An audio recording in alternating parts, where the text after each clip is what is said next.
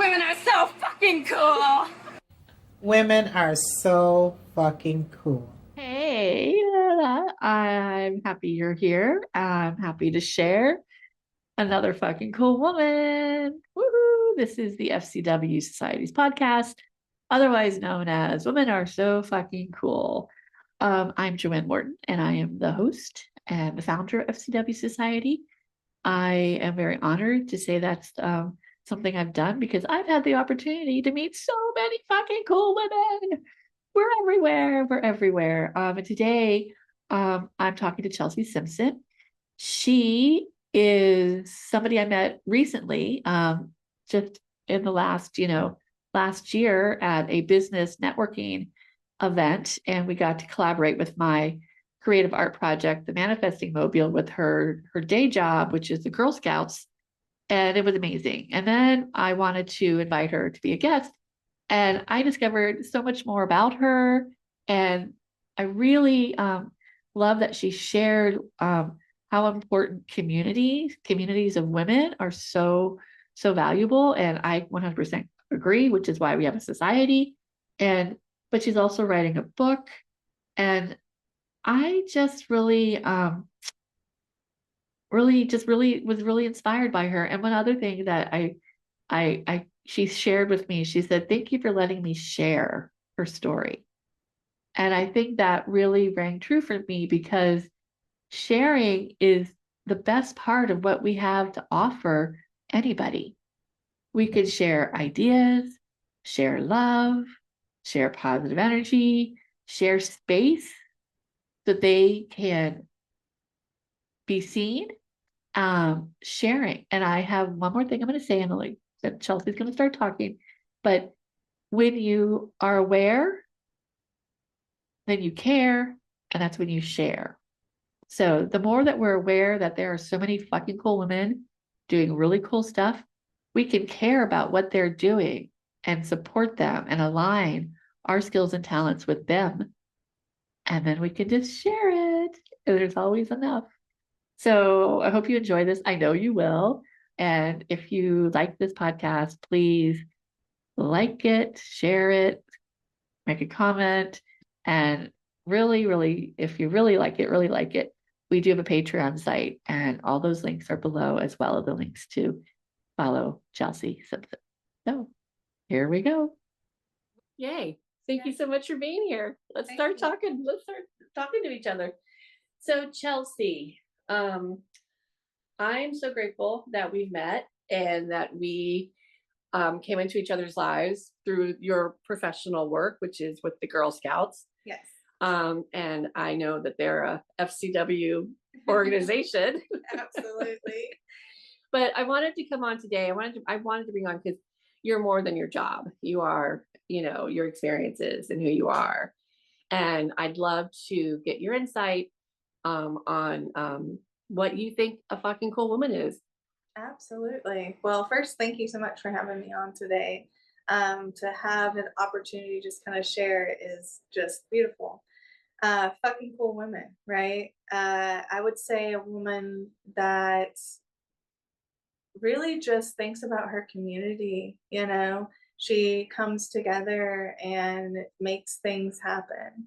I would say that that would be the basis to me of a fucking cool woman. And explain on that more. What sort of kind of core values do you think? What do you think inspires her Right. to put her community as a priority? And that's the thing. It's about our unique things. Each of us have such unique qualities, backgrounds, things we've been through.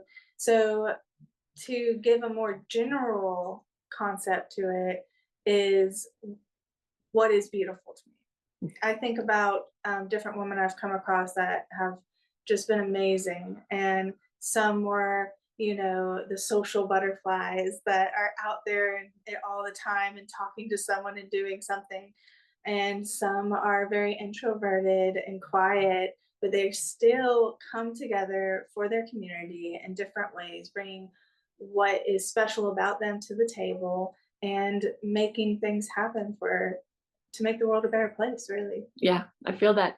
And one of the things that when you're talking about community, I've been around different women business organizations, and so many women business owners have a tendency to give back to community more so than their male counterparts. Not judging, just making an observation. And I also, one of the reasons we started FCW Society, and one of the reasons I am such an advocate for doing this kind of work, is I'm a feminist. Okay. And there's power in understanding the power of feminism. Yes. And it really does uplift equality for all. Yes. So how do you feel like that's a part of why we are so committed? Well, I think about some of the words you just used. Mhm. Feminist, community, these are words that at their core can have a similar meaning, but to each person they mean something a little bit different, right? So the word feminist and how I feel about it, and it's exactly that. It's uplifting the community, the atmosphere, the people around you, the things around you. And that includes both men, women, everything in between, and Mhm. a plus, and that is just such, I mean, that's it, right? Yeah. That's the core basis. Yeah, it really, really is. And that's what's for me, it gets frustrating sometimes because you're like, I want equality for everybody, Yes. but that's where when you come to the 3 core values that we have: respect, Mhm. encourage, and celebrate. And that's so perfect. And as you mentioned, my background with Girl Scouts, our motto is building girls of courage, confidence, and character. Mm-hmm. To make the world a better place. Yeah. So, that's right. Exactly. Yeah, exactly. I know. And so we also know so many fucking cool women. Yes. And I would love for you to share some of the women that you have experienced respect, encouragement, and celebration from. Respect, encouragement, celebration. Right out the gate, the first woman that comes to mind is my own mother. Nice. She was exactly all those things and instilled all those things in me and many others. Other women I think about, Maya Sirik. She works over at America's Second Harvest. She was a mentor to me for many years and still is to this day. I actually had an amazing conversation with her, and she's just one of those powerhouse women that, she encourages and uplifts those around her. Some of my favorite memories of working alongside her was her coming into the office in the morning and just singing and saying, okay, we're gonna lift up this atmosphere today. We're gonna be happy and bring up the energy because we got some things to get done. And I just love that. And then another woman right off the bat that comes to mind, Misty Harvest. I don't know if you've had the pleasure of meeting Misty, but I have a funny story about Misty Harvest. We were both invited to this dinner that Linda Wilder Bryan, yes, a councilwoman. I don't know if were you there? I can't remember. I was not there now. Okay, wait, we're both there, but they accidentally put my face picture. This was you. Yeah. She told me this story. Oh my goodness. I would love to meet. I made friends with her on Facebook, yes. but I've never met her. And I was like, I think, I need to see you. Yes, Misty. Oh my goodness. Oh, So wonderful. Oh, how fucking cool. Of course she's fucking cool. She's a very fucking cool woman. And let me tell you about Misty Harvest. If it comes across her desk, she gets that phone call. I don't care what it is. She's going to help. Wow. She's going to help. A perfect example of this is the hurricane that just came through. We all heard about the flooding in Bryan County, right? Mhm. That had just happened. Well, everyone knew about the Richmond Hill side of Bryan County that flooded, but no one was really talking about the Pembroke side. And there were people living in their cars in gas station parking lots. She got a phone call. She called everyone. Wow. Including our representatives and wow. the mayor and don't ask me how she got the numbers. I can't tell you, but she made things happen. She got those supplies split to be among both. And because, it's such a big gap of Bryan County with the base in the middle. Yeah. People just don't realize. And she helped them. And she helped them get into dry clothes. She helped them get food. She helped them get places to stay, all by connecting her community together. Yeah. And that's a fucking cool woman. Yeah. And she had no skin in the game. Oh, wow. Yeah, that's amazing. And again, it's just, these women that come into our lives for a short moment of time or a long moment of time. Yes. They're so, no, yeah. That's exactly right. In 2015, I actually started a all-female nonprofit group. And what it was about was they put on fundraising events for different nonprofits. Every month, once a month, we would pick a different one. Just what cause did we want to embrace? And help in whatever way we can. And we did, and we had a lot of fun with it. And what we didn't see coming is, as much as we were helping others, we were helping each other. And the women ranged from 21 all the way up into their 60s. And we all it just brought out some of the best youthful sides of us. And to this day, I'm still in contact with many of those women. And what I don't think that they realize is this was during a time in my life that I was actually in an abusive relationship. I'm now out and a survivor. But those women in our mission, they are who kept me going during that time. They are what kept Chelsea alive. Because I think a lot of time as women, we get these titles in life: mother, employee, wife, girlfriend, what have you. And we forget that we're also a woman. And we forget that we're also Chelsea, And I would say that during that time, those women helped me remember that. Right. You bring up a really good, kind of good observation. What does it, so what FCW is, who they are, but why are they so important? Right. Why is it so important to be a fucking cool woman so you can be a fucking cool woman to other fucking cool women? It's a circle. It really is. And because you want to put your attention on the positive, on what's uplifting. Yes. And even though there may be challenges out there, this is the time to gravitate to the people who are fucking cool. Absolutely. Absolutely. I remember a time, and it's very common when you leave an abusive relationship, because you tend to find that they hide it. So everyone on the outside thought I had this beautiful marriage and was happy, So when it came out to the light, I found that I was not believed. And I came up with this motto, and it stuck with me, and it now stays with me. And I tell anyone I can. And it's, my actions are going to speak louder than others' words. And I really live by that. And now here we are years later.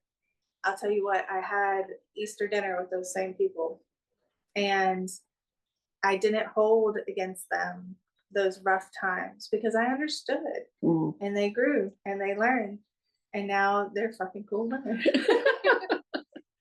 Yeah, I think, we have to give people the opportunity to evolve and change. Yes. Absolutely. We have to. Yes. I think that's the most important thing. Because you don't know what you don't know. Exactly. And there's been so many times that I have even been that person that didn't know what I didn't know, and I had to grow and change. And I'm just thankful for the people who, didn't write me off or talk bad about me. Yeah. So true. So true. You are writing a book.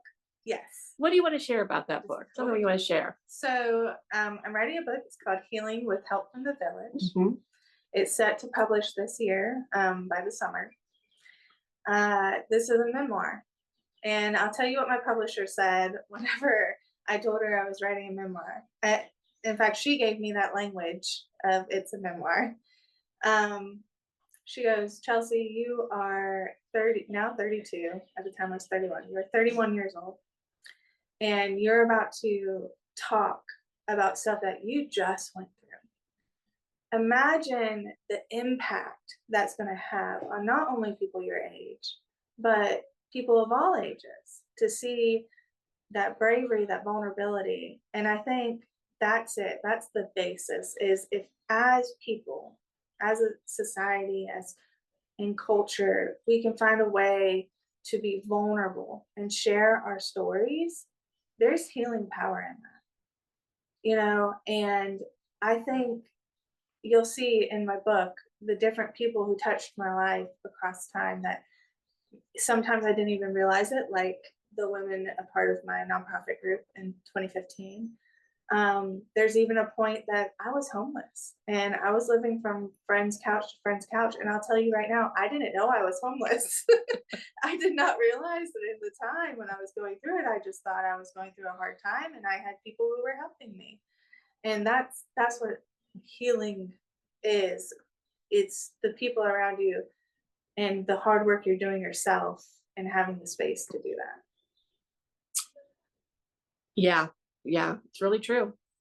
I'm hoping that becomes a new norm. Yes, I think we've seen it a lot in the mental wellness movement that's really happened. People aren't as taboo thinking towards mental wellness, therapy, and sharing. Yeah. I think that you really see it, especially among the generation behind me, and right, what is it, Gen Z? They'll tell you, you need to check your mental wellness. Yeah. Like in a heartbeat. I love that. Yeah. And I love that because, I think we've seen that slowly grow from generation to generation. Totally. Yeah. Well, I'm talking to my younger sister who's menopausal age. I'm menopausal age, whatever. But we're the first generation to actually talk about menopause. Yes. Our mothers, my mothers didn't talk about that. So, I'm just like talking about it. People, actresses are talking about it.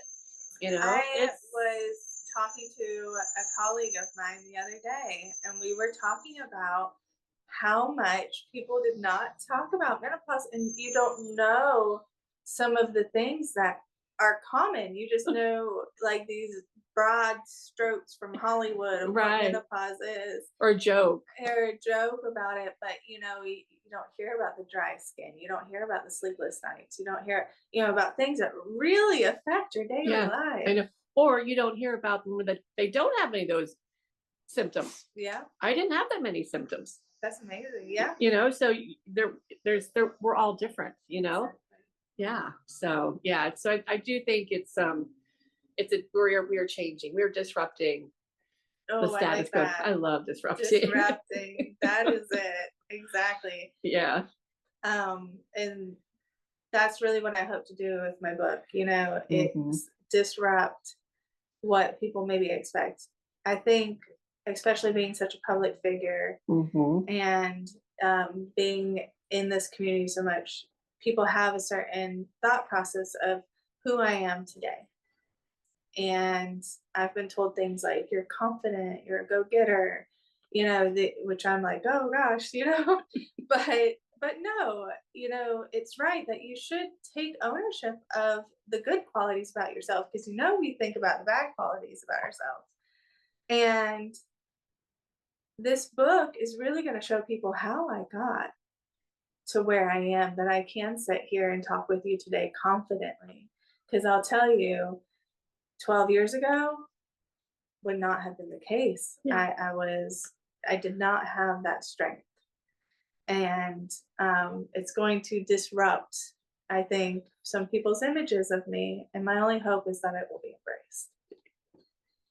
Well, you have a society of fucking cool women who will be embracing you. So whether you know them or not, so that's the power in this, knowing that there is FCWs everywhere. There really is. And, you know, so my book, it kind of goes through my journey of growing up in poverty and facing child abuse, and then getting married at a very young age, meeting my ex-husband when I was 16 years old, going through a decade-long abusive marriage, and then getting out of that and overcoming poverty and overcoming, you know, abuse, and becoming a survivor and an advocate.